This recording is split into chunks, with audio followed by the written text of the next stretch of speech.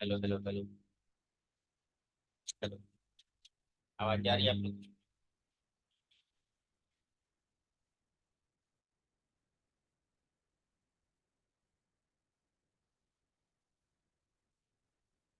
तो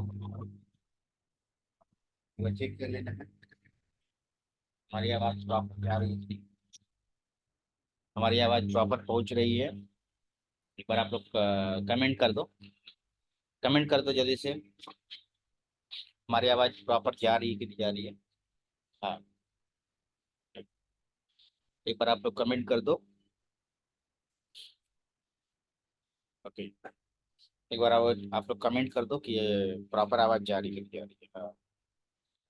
okay.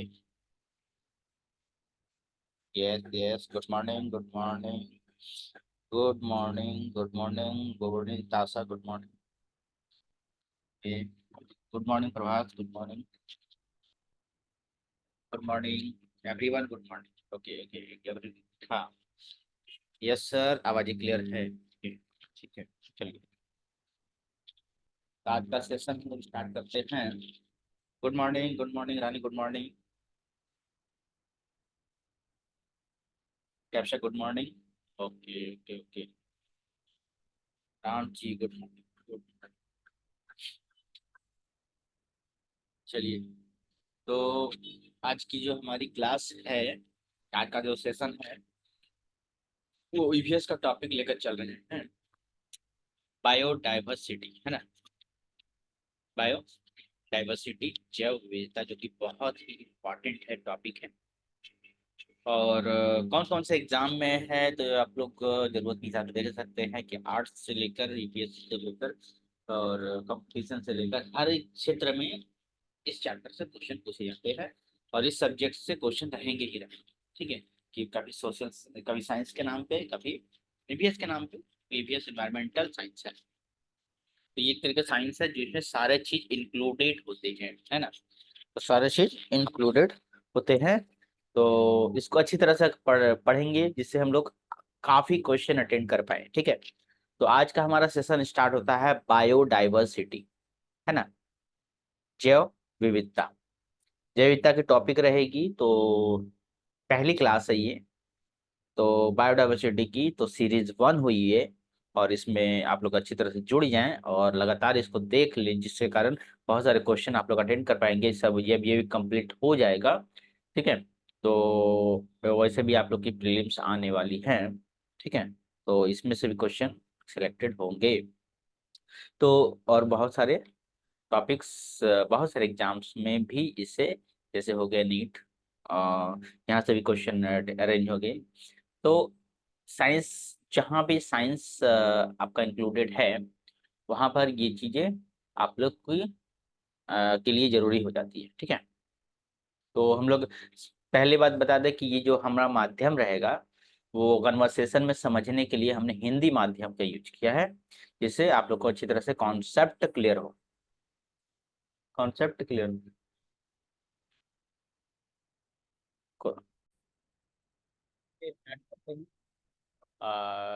Environment science EVS की पहली क्लास, जो कि हम लोग इस सीरीज को लंबी तरह से, अच्छी तरह से लेकर चलेंगे। ठीक है। चलिए।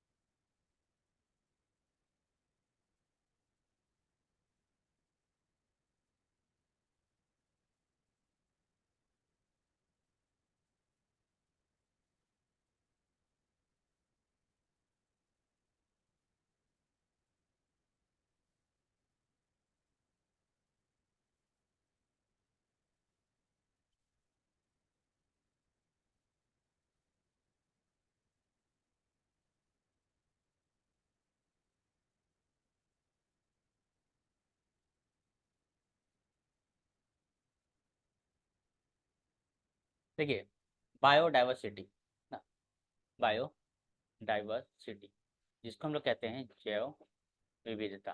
क्या कहते हैं? जैव विविधता। बायोडाइवर्सिटी क्या है भाई? जैव विविधता की अवधारणा की अगर बात करें कि इसका कौन जो कॉन्सेप्ट है वो कहाँ से आया है ना, इसका जो कॉन्सेप्ट से आया है, कहने का मतलब ये है कि ये जो नाम हुआ है ये कैसे आया है ना। तो 1985 में एक प्रसिद्ध वैज्ञानिक है ना, प्रसिद्ध सामाजिक सोशियो बायोलिस्ट, तो समाज तो जैव विज्ञान जो जो जैव विज्ञान मतलब बायो रिलेटेड जो वैज्ञानिक जो काम करते हैं या जो चीज़ बनाते हैं, जो चीज़ बताते हैं, उनको सोशियो बायोलॉजिस्ट कहते हैं। ठीक है। और उन्होंने बायोलॉजिकल डाइवर्सिटी का संक्षिप्त रूप में जैव विविधता शब्द दिया, जो कि पूरा नाम क्या है? Biological diversity. ठीक है, बायोलॉजिकल डाइवर्सिटी को काटकर बायोडाइवर्सिटी नाम दे दिया। ठीक है, तो आप लोग को पता चलेगा कि बायोडाइवर्सिटी जो वर्ड है वो कहाँ से आया है, बायोडाइवर्सिटी वर्ड जो है कहाँ से आया है। ओके, चलिए, बायोडाइवर्सिटी वर्ड कहाँ से आया है। उसके बाद चीज़ों को आगे बढ़ाते हैं। जैविकता का जो तात्पर्य है वो अलग अलग मतलब कि जीवन रूप से, मतलब क्या है कि जो जो जीव जीवन जीते हैं, है ना, बहुत सारे जीव हैं जो अलग अलग तरीकों से अपना जिंदगी जीवन निर्वाह करते हैं, है ना, जिंदगी बिताते हैं, जीवन निर्वाह करते हैं, है ना। तो उस हिसाब से देखा गया है यहाँ। ठीक है। अच्छा, उसके बाद क्या है जीवन उसमें वो लोग रहते कहाँ पर हैं, या फिर परितंत्र के बीच में विभिन्नता से माना जाता है। मतलब क्या है कि जैव विविधता, विविधता मतलब विभिन्नता, मतलब एक जीव दूसरा जीव अलग अलग तरीकों से अलग अलग जगह पर आराम से रहता है ना। तो रहता है तो वो कैसे रहता है, क्या खाता है, क्या पीता है, ये सब चीज को ध्यान में रखा गया है इस सब्जेक्ट के अंदर में। ठीक है। और क्या इसमें प्रजाति के विभिन्न विविधता, मतलब क्या एक जो प्रजाति है वो अलग अलग तरीकों से, है ना, एक एक प्रजाति जो है अलग अलग समय में अलग अलग समय में क्या क्या विभिन्नता उसमें देखने को मिलती है, अलग अलग समय पे क्या क्या विभिन्नता देखने को मिलती है। ये जैसे छोटा घोड़ा जो है छोटा है, लेकिन छोटा होते होते फिर बड़ा होता है, बकरी है, मेंढक है, तो वो सब जो है छोटा होते के साथ में क्या होता है, बड़ा होता है। तो बड़ा होने के बाद उसमें क्या क्या परिवर्तन दिखते हैं, है ना, क्या क्या परिवर्तन दिखते हैं, इसी को कहा गया है। इस तरह की जैव विविधता का गहरा प्रभाव मानव सभ्यता और पर्यावरणीय भलाई पर पड़ता है। ठीक, सिंपल सी बात है कि अब एक मनुष्य जैसा रहेगा तो उसके ऊपर जैसे लायन को ही ले लेते हैं तो खूंखार है।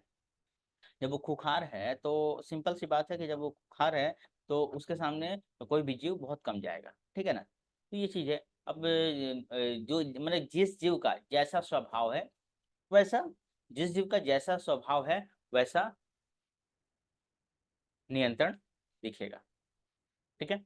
यह श्वसन क्रिया के लिए वह अब जो जो जीव हैं वो श्वसन करने के लिए क्या करते हैं, ऑक्सीजन का नवीकरण करता है एवं प्रकाश संश्लेषण के लिए कार्बन डाइऑक्साइड प्रदान करता है। और क्या है, जैव भू रासायनिक चक्रों, अब ये चीज ध्यान में रखना है कि जैव भू रासायनिक चक्र क्या है, bio biogeochemical cycle, biogeochemical cycle मतलब क्या है, जैविक विविधता का जो चक्र है, जैसे एक इंसान के अंदर कुछ है, एक इंसान के अंदर जो जो केमिकल है वो डेथ होने के बाद क्या होता है कि वो दूसरे में क्या होता है, परिवर्तन होकर चेंज होता है, ट्रांसफर होता है।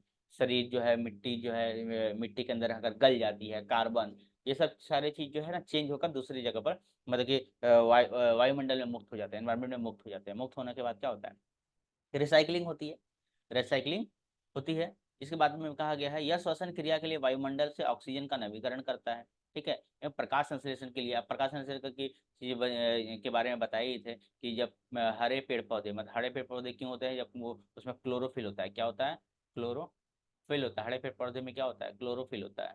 ठीक है, हरे पेड़ पौधे में क्लोरोफिल होता है। ठीक है, क्लोरोफिल, अब क्लोरोफिल जो है और वायुमंडल से CO2 और यहाँ से क्लोरोफिल, क्लोरोफिल जो है, क्लोरोफिल के कारण क्या होता है, पौधा जो है हरा होता है, पौधा क्या हो जाता है, हरा होता है। ठीक है, पौधा क्या होता है, हरा होता है क्लोरोफिल के कारण, है ना। तो क्लोरोफिल युक्त पेड़ पौधे जो होते हैं वो क्या करते हैं, वायुमंडल से अब जो है यहाँ पर क्या होता है, सनलाइट। ठीक है, सनलाइट जो है, सनलाइट से एनर्जी मिलता है, क्या बोलता है, एनर्जी मिलता है। एनर्जी जो है वो इसके अंदर जाता है। जाने के बाद क्या होता है ना कि जाइलम, जाने के बाद क्या होता है, जाइलम। अब जाइलम क्या करता है, ध्यान से समझना है चीज़ों को। जाइलम क्या करता है ना, जाइलम इसका जो जड़ है ना, इसका जो जड़ है, जाइलम क्या करता है, जड़ के नीचे क्या है, वाटर है। जड़ के नीचे क्या है, वाटर है प्लस मिनरल है। ठीक है, मतलब खनिज लवण है। ठीक है, वाटर है, मिला खनिज लवण में क्या क्या, पोटेशियम, मैग्नीशियम, बहुत सारी चीज़ हैं जो जो जरूरत है इसको। तो ये इसको क्या करता है, ले लेता है। लेने के बाद जाइलम द्वारा जो पत्ती में मैंने मार्केटिंग का अब जहाँ पर ये इन लोग का प्रोसेस होगा, इनको क्या कहता है, किचन कहते हैं, रसोई घर। क्या कहा जाता है, रसोई घर। तो पत्ती को पौधों का रसोई घर कहते हैं। और इसमें ये जाकर खाना बनने लगता है। और इसमें क्या क्या चाहिए, तो सनलाइट चाहिए, CO2 चाहिए, साथ में क्या चाहिए, वाटर चाहिए, मिनरल चाहिए। ये जाइलम ले जाकर इसमें अब प्रोसेसिंग होने लगेगा। और क्लोरोफिल होना ही चाहिए। और इसमें क्लोरोफिल, ये चीज़ होने के बाद क्या होता है, फ्लोएम। फ्लोएम जो है बनने के बाद ये सारे पार्ट में सर्व करता है। क्या करता है, सर्व करता है, बांटने का काम करता है। ठीक है, तो ये सारे प्रोसेस को क्या कहते हैं हम लोग, फोटोसिंथेसिस कहते हैं, प्रकाश संश्लेषण कहते हैं। ठीक है, चीज़ें समझ में आई।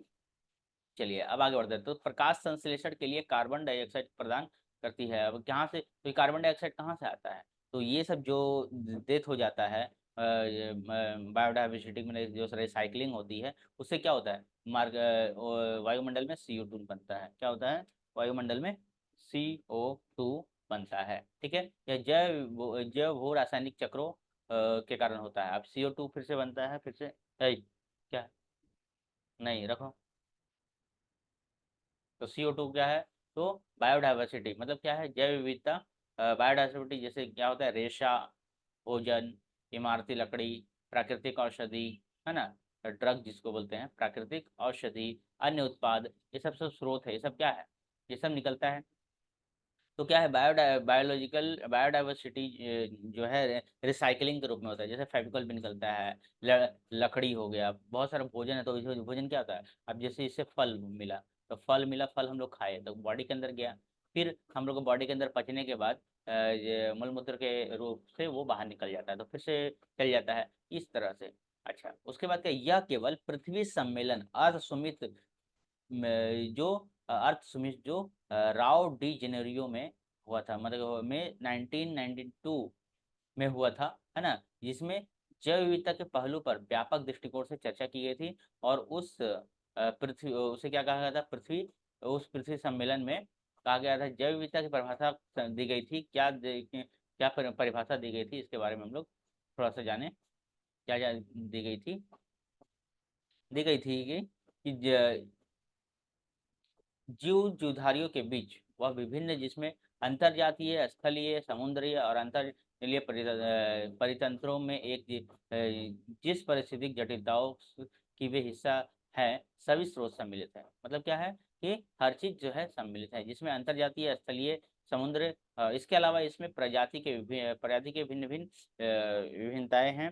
अन्य प्रजाति जैसे अन्य प्रजाति विभिन्नता भी है, परितंत्रीय विभिन्नता भी, दोनों शामिल है। परितंत्र और प्रजाति मतलब जाति का भी है, और साथ में वायुमंडल का भी जो विभिन्नता है वो भी है इसमें।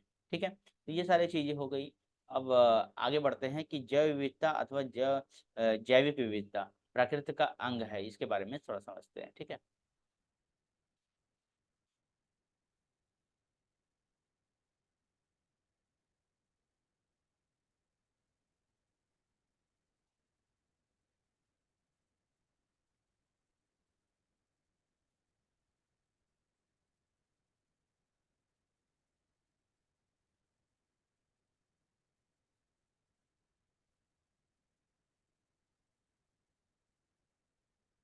अब बात करते हैं कि पृथ्वी पर जीवन अच्छा, जैव विविधता और जैविक विविधता की बात कर रहे थे। प्रकृति में जी बताया गया है कि किसी प्रजाति के अलग अलग सदस्य के जीन विविध, अलग अलग सदस्य के जो जीन हैं वो जीन की विविधता शामिल है।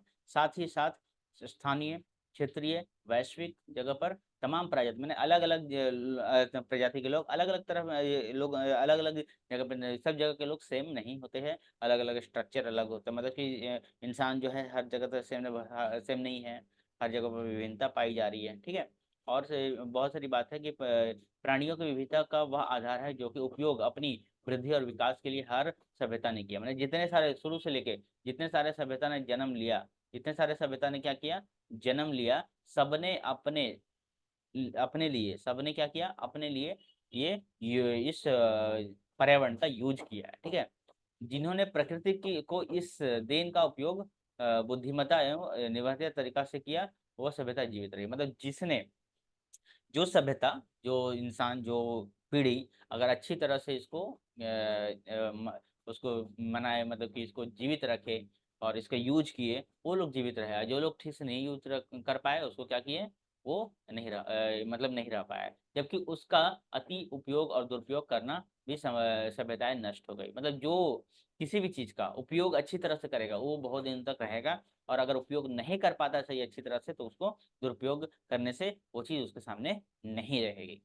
अच्छा, अब बातें हैं अब चीजें आते हैं आगे, क्या है, विज्ञान एक सदी से भी अधिक, एक सदी से भी अधिक समय पहले प्रकृति की विभिन्नताओं को वर्गीकरण करने का प्रयास करता रहा है, ठीक है। इसके फलस्वरूप उसे पौधे प्राणियों में विभिन्न प्रकार के प्रकारों का ज्ञान हुआ है, ठीक है। इससे पृथ्वी की जैविक संपदा प्रयोग मानव जाति के लाभ के लिए करने के लिए सभ्यता मिली, मतलब क्या है, सहायता क्या मिली है कि पृथ्वी पे जो भी चीज है उसका यूज करते समय क्या है कि मान लो कि कोई फल है, अब कोई फल जो है वो खाने से कोई किसी जीव का क्या हो गया, डेथ हो गया, तो उसको बाकी जीव देखकर नहीं खाएंगे, है ना। इससे क्या होगा, बहुत सारी सहायता मिली, और विकास की प्रक्रिया का अभिन्न अंग रहा, मतलब कि सब समय पे अलग अलग समय पे अलग अलग विकास की पीढ़ी चली, ठीक है।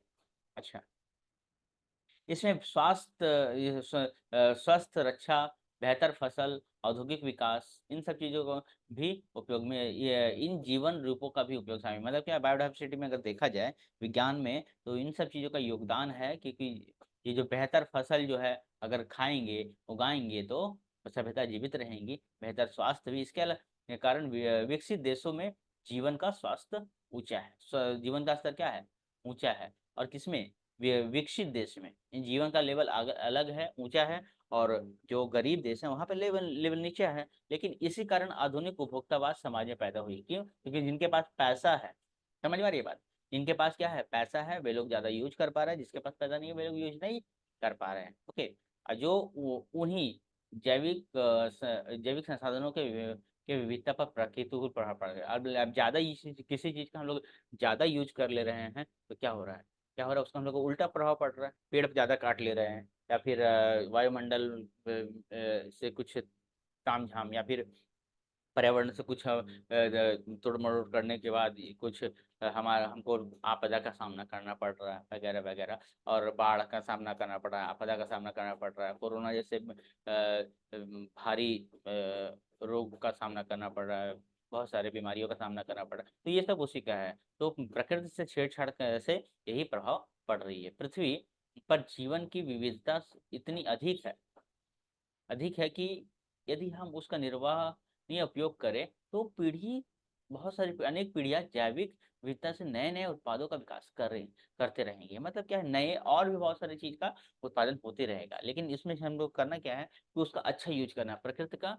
अच्छा यूज करना है, रिसाइकलिंग करनी होगी, तभी जो होगा जब हम जैव विविधता को, तो यहाँ पर जैव विविधता को अच्छी तरह से जानकारी लेना जरूरी है कि ये जो टॉपिक है अगर हम लोग अच्छी तरह से कंप्लीट करते हैं, कम से कम कुछ नॉलेज आता है, जिसके कारण उपयोग हम लोग कर पाएंगे इसका, ठीक है। चलिए, अब थोड़ा सा और आगे बढ़ते हैं।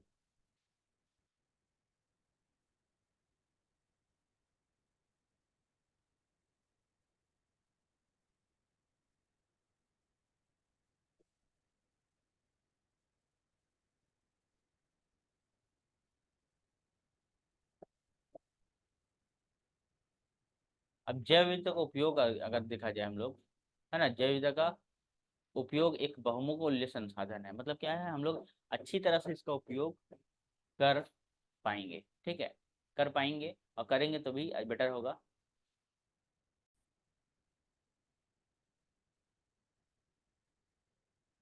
तो चीजें कुछ इस तरह है। अब वायुमंडल का जो संसाधन है उसको हम लोग जैसे यूज करेंगे वो ज़्यादा दिन तक रखेगी, हम लोग भी सर्वाइव कर पाएंगे, ठीक है। साथ में प्रजाति विनष्ट होने से बचा पाएंगे। अच्छा, अच्छी तरह से अगर यूज करते हैं उसका, और अच्छी तरह से अगर वायुमंडल का यूज करते वायुमंडल कहते हैं मतलब पर्यावरण का अगर अच्छी तरह से यूज करते हैं जैव विविधता का, तो ठीक ठाक से और जिंदगी निर्वाह हो पाएगी। जैव विविधता का संबंध जैव मंडल की प्राकृतिक विविधता के माध्यम से है, मतलब प्रकृति से है। जीव तभी रह पाएंगे ना जब प्रकृति से ही रह पाएगा। और इस विविधता को तीन स्तर रूप में देखा जाता है, ठीक है, तीन तरीकों से, है ना। ये विविधता को तीन तरीकों से देखा जा रहा है। कैसे? तीन पार्ट में हम लोग बांट सकते हैं जैव विविधता को, ठीक है। तो सबसे पहला जो है वो क्या है, एक प्रजाति के अंदर अंदर ही जीनों के अंतर, माने एक प्रजाति ऐसा है जिसमें जीन का अंतर हो गया है। मतलब जीन का मतलब कि उसके एक प्रजाति जैसे मेढक है, तो मेढक मेढक में दो प्रजाति हो गए, अंदर का गुण अलग है। और एक समुदाय के अंदर प्रजाति की विविधता। अब सबसे पहले एक प्रजाति के अंदर विभिन्नता हो गई। अब क्या है, एक प्रजाति नहीं, एक समुदाय के अंदर हो गई। और तीसरा जो है पेड़ पौधे और फिर प्राणियों के सुपशु समुदाय में किसी क्षेत्रीय प्रजाति का संगठन या परितंत्र की विविधता।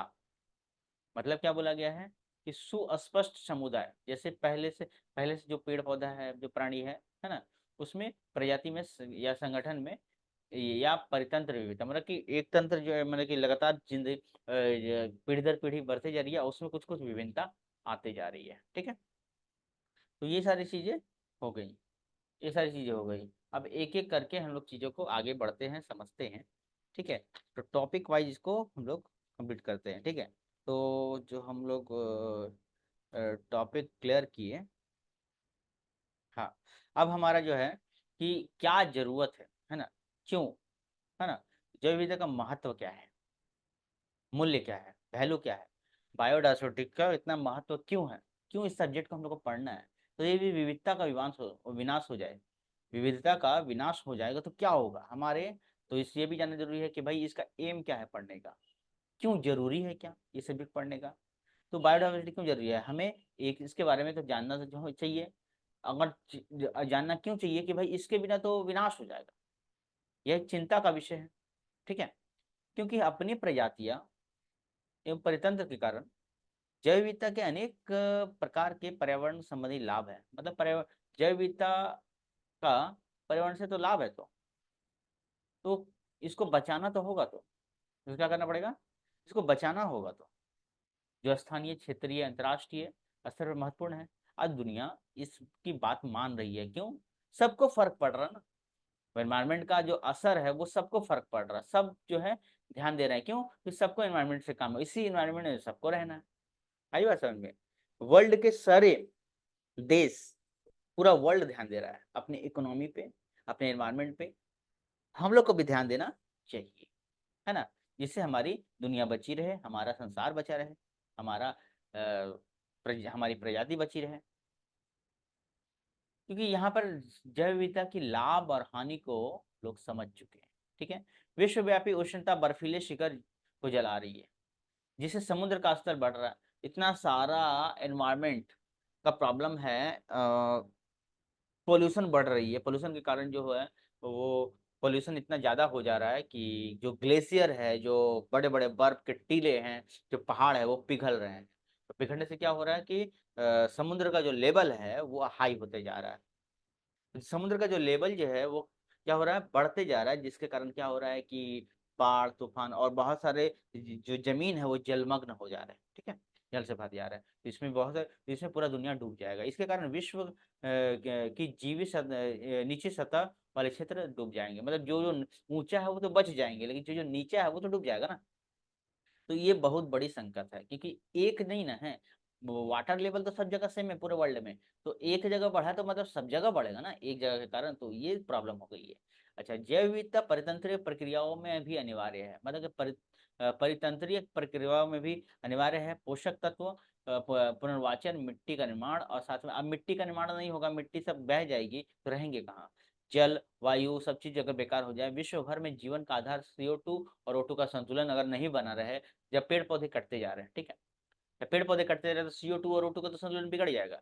जब बिगड़ जा रहा है तो इंसान जीवित कैसे रहेगा? अब ऐसा थोड़ी है कि ऑस्ट्रेलिया में तो सब मैग्नीशियम लेते हैं, वो भी तो ऑक्सीजन ही लेते हैं।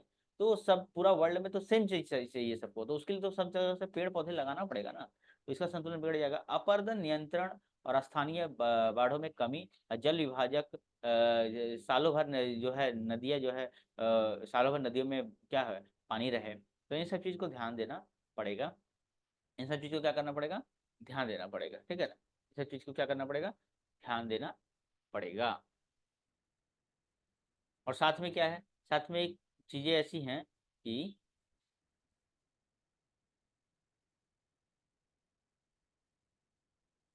साल भर नदियाँ और नालों में प्रवाह निरंतर बहता रहे।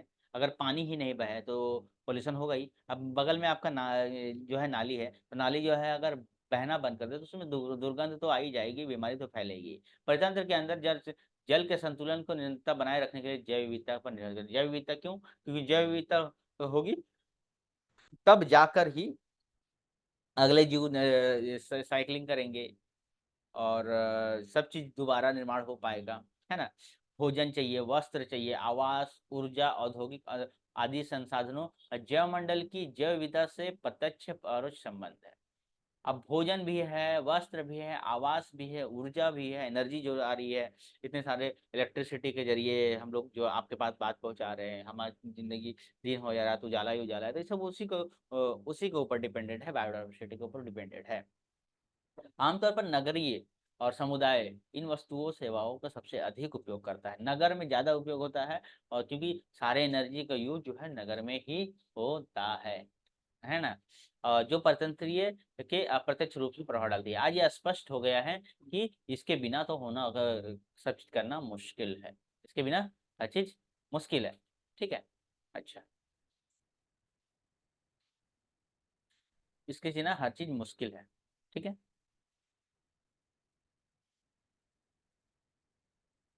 जीवन सरवाइव करना मुश्किल है, तो ये इसलिए पढ़ना जरूरी है, इसका उद्देश्य क्लियर हो रहा है। आज यह बात स्पष्ट हो गई है कि मानव जाति के कल्याण के लिए, जीवन की रक्षा के लिए और साथ में संसाधन संरक्षण अनिवार्य है। निर्जन स्थानों पर हमारी फसलों और पशुधन मौजूद जीवित शरीर की विविधता मानव के विकास में महत्वपूर्ण भूमिका निभाती है। शरीर जो है डेवलपमेंट चाहिए, उसके लिए तो इन सब चीज की जरूरत पड़ेगा, तो और साथ में जैव विविधता जो है सर्व सौंदर्य मात्मक मूल्य, आर्थिक मूल्य और नैतिक मूल्य और परितंत्रीय मूल्य, धार्मिक, भावनात्मक, सांस्कृतिक मूल्यों का वर्णन किया रहा है। मतलब कि हर हर फील्ड में इसका जो है योगदान बहुत महत्वपूर्ण है, हर तरह से इसका महत्वपूर्ण योगदान है। तो हम लोगों ने इसके उद्देश्य को समझा, इसके वैल्यू को समझा, है ना। ये हमारी वैल्यू कंप्लीट हुई, ठीक है। अब हम लोग समझेंगे,